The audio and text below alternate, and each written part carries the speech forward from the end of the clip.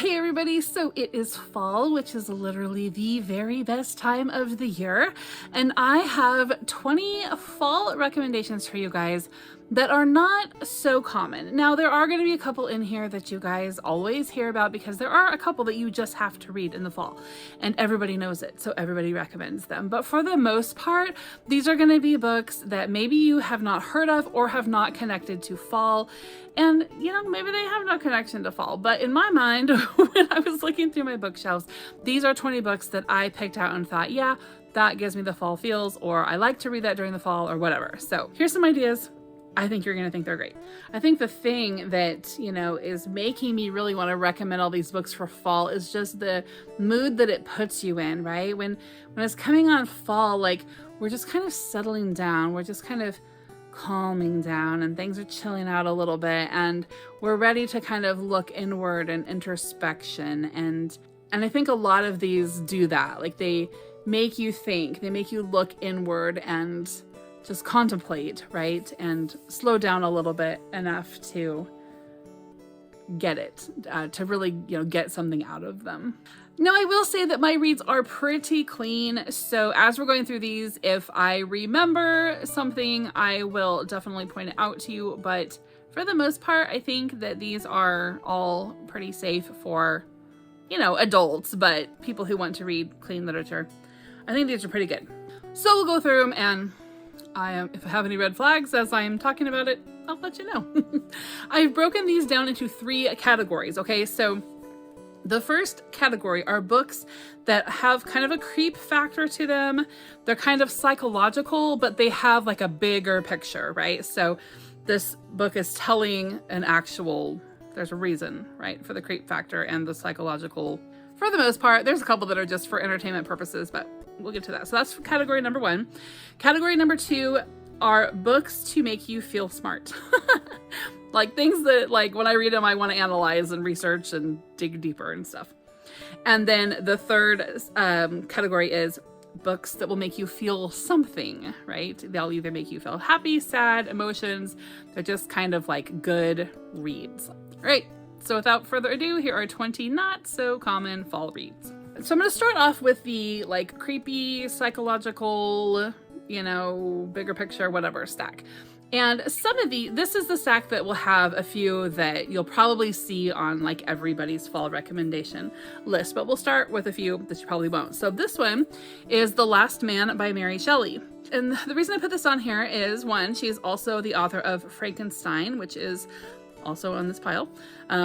But, you know, so she's got kind of the creep factor down. And the thing about this book is that it's not scary, but it weirds you out. And if you think about this stuff actually happening, it can actually give you a massive panic attack, okay? Because the book is all about civilization basically ending, and little by little people are dying, and it's no spoiler to tell you that it ends up with just one guy, the last man. And so this is just kind of one of those very atmospheric stories that just works so much better on a cloudy day, a cold day, a dark day than it does, you know, as a beach read. So The Last Man by Mary Shelley. Second up is this book called Man of Shadow and Mist by Michelle Griepe. This is a inspirational fiction. I honestly don't remember how much of the actual Christian element is in it, as opposed to just a like overall moralistic element.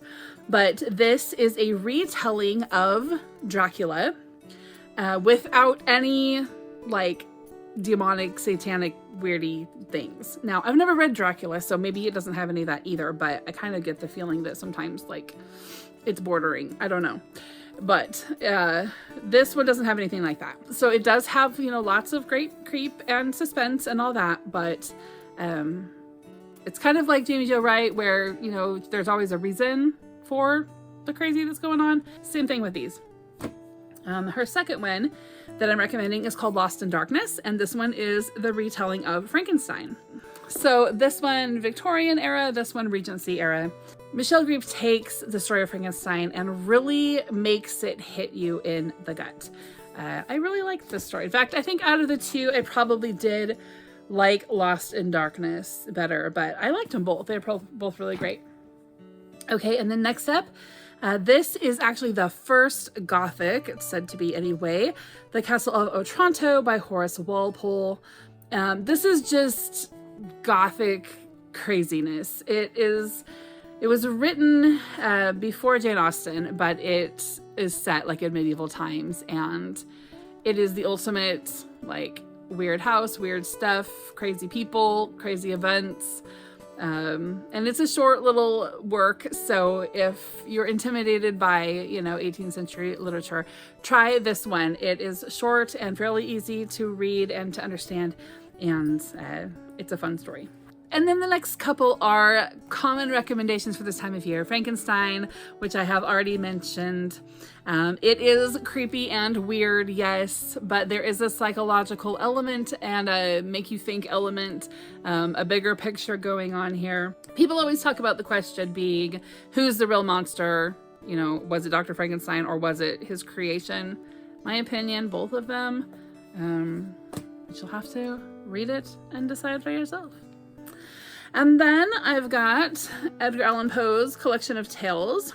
I've got, this one is like poetry, stories, and essays. My favorite stories in here, I have two very, very favorites.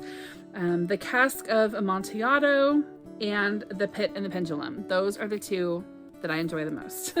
Another great read for fall, just because of the mood that it gets you in, and that just... This one isn't super creepy as much as it is just psychologically messes with you, and that is Rebecca by Daphne du Maurier. This is actually the group read for my Gothic October event that I am hosting. If you want more information about that, check out the description box. And we also have a Discord group where we're going to be visiting about this particular book and whatever other Gothic-y stories that we come across for October. But this one is fun. Again, it's not a beach read. Like, you've got to read this in the dark and the cold and the gloom and whatever. All right, next up is this book called The Oath by Frank Peretti. This is a chunker, yes, but this book is so fantastic. You will probably go through it really super fast. Basically, there's these people that there's something in the forest, and this community is very much affected by it. It is by a Christian author, but I think that the biblical themes are subtle. I read another book very similar to this earlier this summer called Small Favors. I actually could have included that in this video as well. But this gives off kind of that same, it's kind of that same kind of story, and it gives off that same sort of feeling. What is haunting this town from the woods? I really love that story. All right, let's move on to the books to make you feel smart. This is a shorter stack than the last one. I've got 5 on this one, but I don't know, the fall just makes you feel kind of academic. It does for me anyway, and it makes me want to go and learn stuff. So I picked out these 5 books for books to make you feel smart. First is this collection of Norwegian folk tales. Just learning about other cultures and their fairy tales, folk tales, mythologies is so interesting to me. It's so interesting to me to see how they overlap too. So it is fun to just kind of do a deep dive, right? When you read something and it's sort of familiar, and then you're like, wow, that story is in my culture too, just with this little shift. And I just kind of go off on that kind of stuff. So, so that's one to make you feel smart. This one, Nathaniel Hawthorne's Tales. I haven't talked about Nathaniel Hawthorne since January. That's probably a record for me.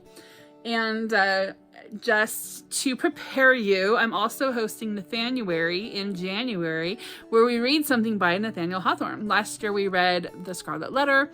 This year we're probably going to read a few short stories. I'm not sure. I haven't really thought about that yet. I'll think about that after Christmas. But Nathaniel Hawthorne wrote a lot of stories that are allegories about man's just junky heart. A lot about religious hypocrisy, political and religious leadership and their hypocrisy and just stuff like that. He is a descendant of one of the judges at the Salem witch trials. So he's just kind of trying to make up for, you know, some of the garbage that his ancestor was involved in. But his stories are so atmospheric. Some of the best ones, if you're looking for just kind of like a, you know, fall, cold, dark sort of feeling, Young Goodman Brown is a good one. My Kinsman, Major Molyneux, Roger Malvin's Burial, Wakefield, The Birthmark. They're all really good. Those are some of my favorite ones, though. Young Goodman Brown for sure. If you're going to pick one, pick that one. If you're going to pick two, pick My Kinsman, Major Molyneux after that one. Oh, The Gentle Boy, that one's good too. There's so many good ones. I don't know if I want to wait till January. I really doubt I'm going to. Yeah, maybe I need to put that one aside to dip into again this fall.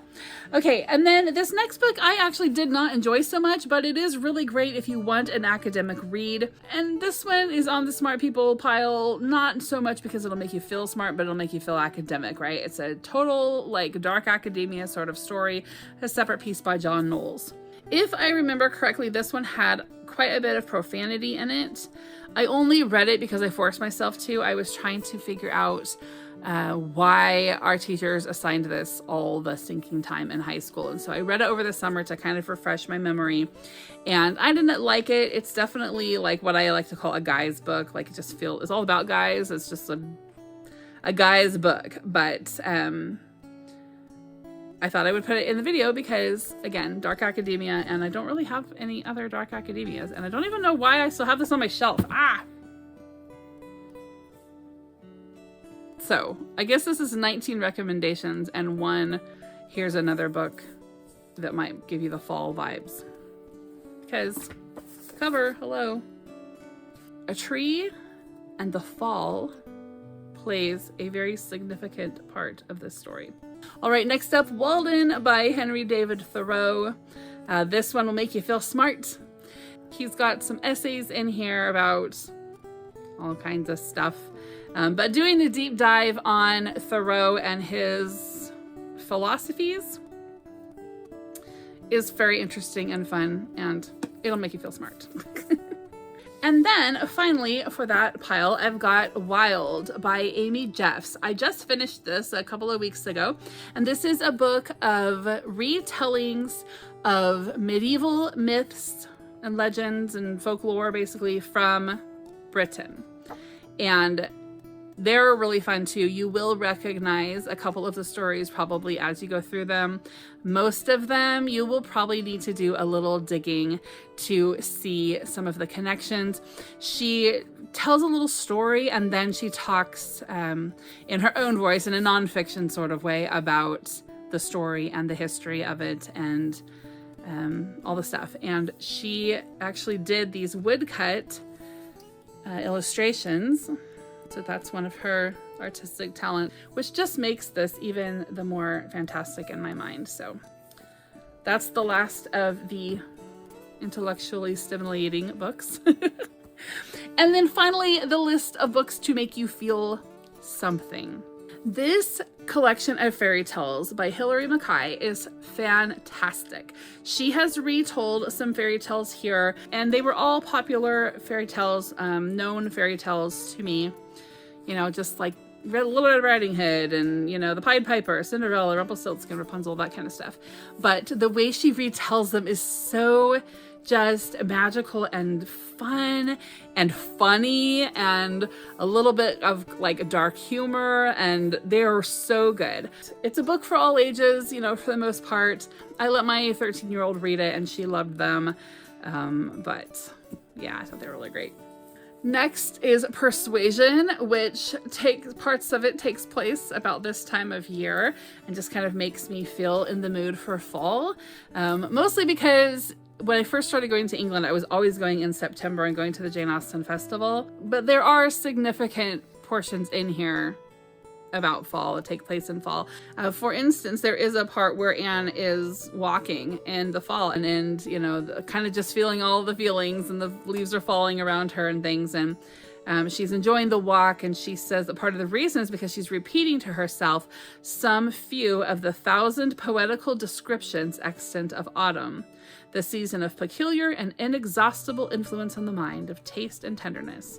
The season which has drawn from every poet worthy of being read some attempt at description or some lines of feeling, right? So all the different poets that have wanted to write about autumn because it's so inspirational.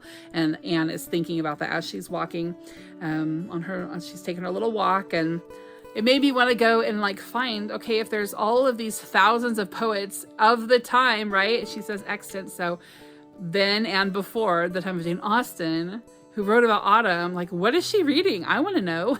I want to know what those poems are. So maybe that also works for the books to make you feel smart list. Next is The Scarlet Letter by Nathaniel Hawthorne. This book just has such an atmosphere to it. I know that it takes place over the course of years and years and years, but I just feel like the whole thing is set in fall. The whole thing has to take place in fall. It just feels that way to me. This one can actually fit on all three piles, really. Studying this book, which you can see I love to do because I've got 1,000 little tabs in it, it's just, every time I read it, I am kind of like on someone else's side. I see someone else's side. There are three main characters in this story, and they each have a story to tell. It's all told from one point of view, but you know, you get the idea. They each have a story to tell, and they each have reasons why you would sympathize with them, and then also reasons why you would cast blame on them. And it's, again, a story of those in charge who take advantage of those weaker than them or more vulnerable. Such a great story. This one is on everybody's recommendation list, Wuthering Heights, but for a good reason. This is probably one of the top 3 most depressing books that I've ever read in my life. But again, like The Scarlet Letter, it feels like the whole thing takes place on a cold, blustery autumn day where it's still, you know, not too cold that you can't walk across the moors miles and miles on end, but it's windy enough that your hair is blowing in your face and your skirts are wrapping around your legs and leaves are blowing in all directions. And, you know, it's cold enough that you've got to wrap the shawl around you even tighter as you're putting your face, you know, down and trying to just get home in the middle of this crazy windstorm. Like, no beach read at all. Not a love story, not a happy story, definitely an atmospheric story though. And one of the reasons why I brought that up is because this book I highly would recommend. It's called Emily's Ghost by Denise Jardina, and it is a novel about the Bronte sisters, but mainly about Emily. And there is a movie out, I guess. I've not seen it, but I guess the movie is loosely based on this book. And this tells a fictional story about Emily, who is the author of Wuthering Heights.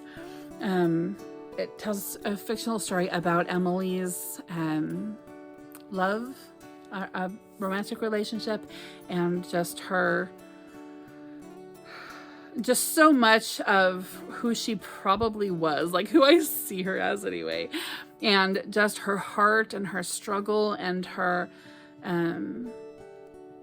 it's just such a beautiful book. I love it so much. This is one of those stories that just makes you kind of slow down and want to really contemplate and get something out of it. But I really feel like knowing Wuthering Heights well helped me to really love this book, because the parallels and just that same atmosphere, that same just desperation, I don't know. Anyway, this is truly one of my favorite books ever, Emily's Ghost. And just if you're concerned and you don't read ghost stories, there's not actually really a ghost anywhere in the story. All right, we're almost to the end. We got 2 more. This one is Great Expectations by Charles Dickens. This one I'm planning on rereading this fall because I haven't read this in years. But I put it on the list because it's got like Miss Havisham and the house, and right? Kind of that gothic feel to it, but a whole lot of other stuff too. And it's ultimately a happy story, ultimately a redeeming, good, positive story.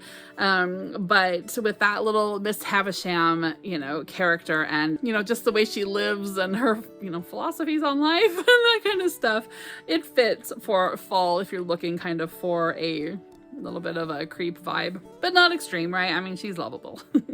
All right, and then finally, The House on the Strand by Daphne du Maurier. This is actually a time travel novel, if you can believe it. And there's no other way to put it other than this book is exactly what it would be like if Daphne du Maurier wrote a time travel novel. It is totally her. It's not super, you know, sci-fi, fantasy, fantastical, strange, weird, whatever. It's moody and it's believable. Yeah, it's believable. There's a little bit of mad science going on, and I do think that there might be a little bit of profanity in here, but not any more than you would expect from Daphne du Maurier. Like, it's very much her style and her way. And this guy travels back to medieval times. I don't know if she actually mentions the actual year, but when you read it, like, you know, there's like sword fighting and stuff, like it's medieval era. And this one could kind of go on that psychological pile as well, because when you get to the end of it, you realize it's very much a story of its time. And I don't want to give spoilers, but it is actually kind of a social commentary. It was one of her later publications, and it does speak to the time period for sure, and is relevant to the time in which she published it. So that's all I will say, but it's a good read. If you have not read this, I would encourage you to pick it up. And that's it, guys. That is 20 fall recommendations that you might not necessarily have seen associated with fall before, but they work for me, and I hope that at least some of them work for you. Hope you guys are having a great day. Hope you have a great fall, a great autumn, a great leaf jumping experience, and lots of, you know, pumpkin spice stuff, and lots of chai and cocoa and whipped cream and sprinkles and roasted pumpkin seeds and hay rides and candy corn and all of the fun things that there are to do in fall. I hope you do them all. Have a beautiful day. I will see you soon. Bye-bye.